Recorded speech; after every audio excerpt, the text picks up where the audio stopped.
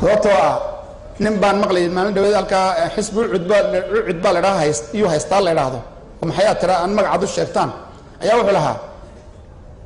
extermination baa lanagu sameeyey dowladdii maxamed siyaad bare extermination maad garanaysin iyo genocide iyo extermination waa la dabargooyey weeye xaggee haddaa ka yimaadeen haddii dabargooy waa lana dabargooyey macnaheedu waa maxay waxba lanaga reebin weeyaan faqudica daabiru lqowmi aladiina dalamuu waa la dabargooyey weeye extermination waa la dabargooyey weeye genocide-na xasuuq baa dhacay walow waxba ha hadhaane markaasaa wuxuu ku dacweeyey ninkaas genocide yaan la odhanine extermination hal nagu qoro inay dowladda maxamed siyaad baa na dabargoysay istanbul buu iyuu ka hadlayay shirkii lagu qabtay ugu dambeeyey hadda ay ka soo noqdeen ninka maxamed maxay biixi yunis la dhahdo iyo oo la rabaa xamar in la dhahdo waqooyi oo dhan baad dabargoyseene qaanteeda un bixiya sida yuhuuddu hadda holocaustka wax ugu qaadato halkaasay malaha tix raacayaan holocaustka ma taqaanaan waxaan yuhuudda ay caalamka yurub iyo maraykanka iyo ku dhacdo waa na xasuuqay ma laydin xasuuqay wax walba qaata aamusa waxaase anigu xisaabiyey ilaan mutacallim baan ahay waddankana waan joogay intaa waayo qoladii ufal la odhan jiray ugu horeysay ee laga xidho snmta ka hor inta waxaan snm la dhahay soo bixin qolo ufal la dhahdaa ka horeysa anaga jeelka hargeysaad bay igu yimaadeen iyagoo la soo xidhay ana jeelkaasaan ku jiray ana diinin baa laigu xidhi jiray qoladaasi 81 aan iskugu nimidnay jeelka ayaa ugu horeysa ufal la odhan jiray laga soo bilaabo ufo ilaa 91kii markay waddanka qabsadeen ay ku gabagabeeyeen xasuuqii boorama wixii laga laayay iyo hal habeen oo 6 iyo 10 saacadood ay boorama iyo dila ku jireen yaan isku xisaabiyey ma dadda xisaabtamayso 6 iyo 10kii saacadood ma aanu ka sheekeen ma dadkii kale lagu laayay dagaalada dagaal buu waddanku gabigiisaba jabhaduhu geliyeen laakiin waxaan ka warramayaa xasuuq waxa la dhahaa ummad shicib oo iska degan oo loo yimaado aqalada lagu laayo naagta la dilo ilmaha la dilo odaga la dilo oo sheekha la dilo oo maxayga la dilo oo bacmisirka la dilo taasi boorama un bay ka dhacday meel aan dagaalamaynin oo inta la iska soo galo oo weliba ciidankii mingiste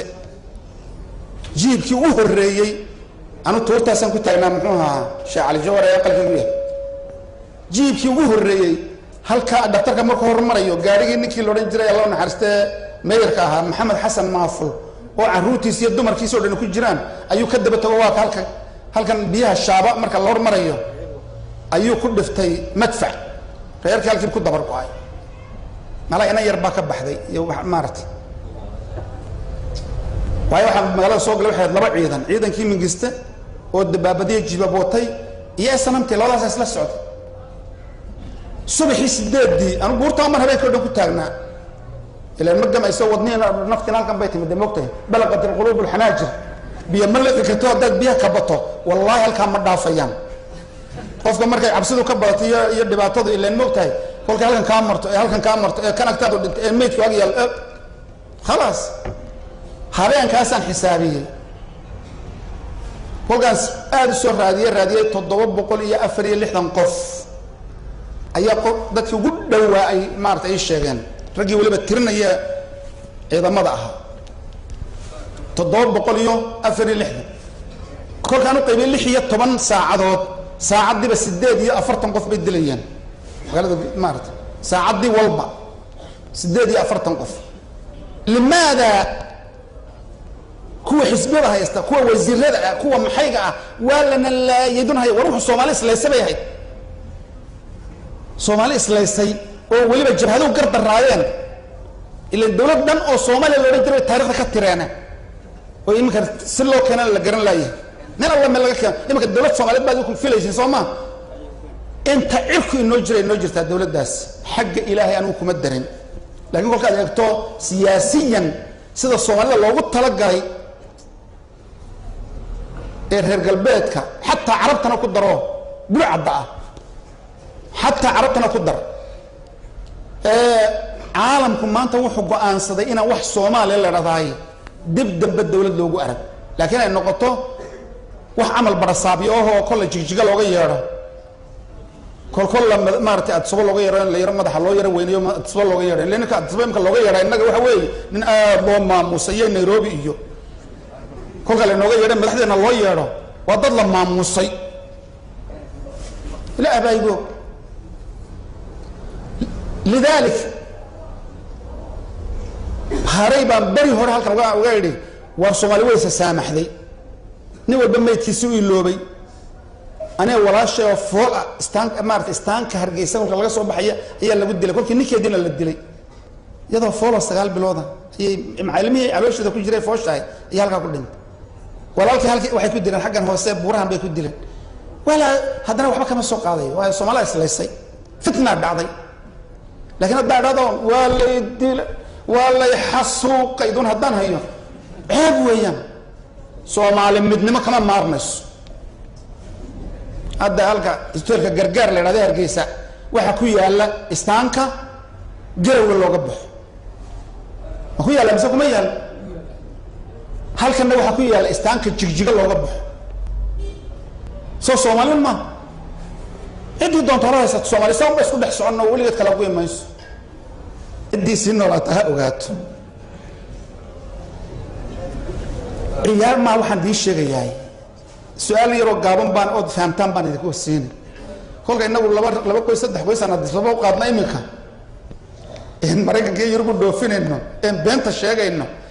imisa habeen walba Oromada soo gasha ma la socotaan boorama sheegay hadda ma la socotaan inta habeen walba Oromo soo gasho mesela boorama dadka kolka loo suuq aad u fiirsato ilaa maalin walba dumar cusub baa yimaada caruur cusub baa timaada تقريبا هبين والبا 20 قيس way soo gashaan oo isjiidanayo oo deena waa masaakiin u bananaay socda ayaa soo gala magaalada dir dabal la dhaliya lahaan jiray maanta sayaale ma la socotaan dir daba Soomaali baa lahaan jirtay maanta Oromaale maantana Oromaale ahmad midib male boqolka sano soo socda ma kontonka sano soo socda boorama inay noqoto magaalo Oromo ودي ماله دليرتان وشيء soo koraysa mustaqbal baan higsanaynaale mustaqbalku haduu yahay ka Yurub eedu yaacaysan anu ka jawaab maayo waa baab kale laakiin haduu mustaqbalku yahay Soomaali inaad tahay oo dawlad yeelan doonto oo wadankan yeelan doonto oo warshada ka samaysan doonto sida maanta aanu naalamaya waligeedna lagu gaari maayo على أي حال وعنو جدا هدين لقد دين وايو ولا نلايد لين تدبتي بالشيك هل هبين لح تدور بقول إيه لح أفري لح ضمر إيه عرور إيه مساكين إيه بعمشتر وهنتو دين اللقاطين بقول مليون واحد كبضن هل كان أجرتان لكن يا الله يود الدماء سياسي دي وفجقات فجوت هرجيسة كيد بدأ تجي سيدا قليها كلو قليا أنا ما قليا غير بورمو قبيلاتكم كلا صاع كندا دحديده هي مريكا كدحديده أنا أريه بري أنا أنت أصلا كشقين هدان كده برسنان نو بحكي لما نقام ما أورن كريان حتى أمنس انترناشنال أنت وتجان أما قالوا ده هيومن رايتس واتش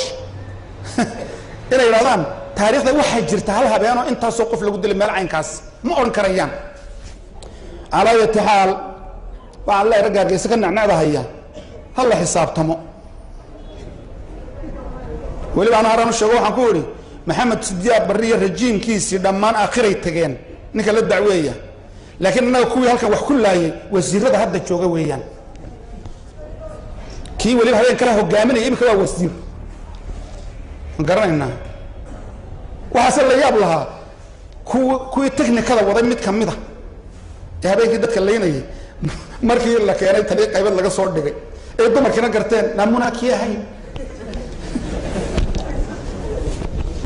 لا يابلوي على أي حال Soomaali waxa looga baahan yahay inay waxa ka koraan aanu imika qabiilada kuma tirtirsiinayo waa se idinka tirtirsiinaya ka Hargeysa ka hadlayo oo kale aragtidiisa anu ma qabo anu waxaan qabaa aragti Soomaali ah Soomaali ila NFD ila Djibouti anu wali shantii uma rumaysana shantu waa isku hooyo waa isku soo hiloobaan ayaa lagu heesi jiray bari shantu waa isku hooyo waa isku soo hiloobaan markana ma xoolan jireen nin lagu saddexdii maqnaadana way soo socdaane nin lagu seexdo haseexan soo jeedo si weyn u foojugnow waxaas ma hees baheed mise waxayd murti idinku waxba kama garanaysaan maanta wallaahi billaahi maanta idinka qofka Etoobiyaanka ama Kenyaanka ama Sangulida ka sii shashaysa ayaa wax walba kala qaalisan laakiin Soomaaligu saas uu eegi jiray waxa jira odayaasha Ingiriisku qortay looran jiray timacada looran jiray ee ciidamadii dagaalkii labaad inay reer Sangulida hanagu darin aani hilib waxaan ma cunano kasaafahan iyo waxa jeesay arab khidiyo ma cunno yiraahdeen saas darteed ciidan gaar ay haayeen laakiin iyagu maanta waxaan ogahay inanka jaamacadda ka soo baxay masteradkii inuu ina yaro Keenana salada u qaadayo